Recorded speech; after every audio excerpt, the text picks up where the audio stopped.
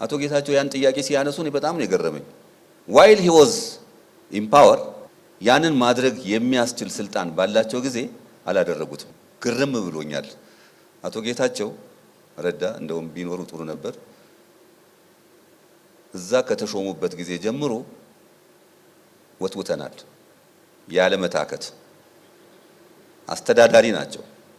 in so many words በግልጽ አለ አይደለ ለጻፍነው እንኳን ደብዳቤ ግልጽ የሆነ የደብዳቤ ምላሽ አላገኘንም። ይሄ ሊሰመርበት ይገባል። አቶ ጌታቸው ያን ጥያቄ ሲያነሱ እኔ በጣም ነው የገረመኝ። while he was in power ያንን ማድረግ የሚያስችል ስልጣን ባላቸው ጊዜ አላደረጉትም። ከዛ በኋላም የተረከቡት ክቡሩ ሌተና ጀነራል ታደሰ ወረደ ኃላፊነት ሲወስዱ ሊያከናውኗቸው ግዴታ ከገቡባቸው ጉዳዮች አንዱ የምክክርን ሂደት ማሳለጥ ነው።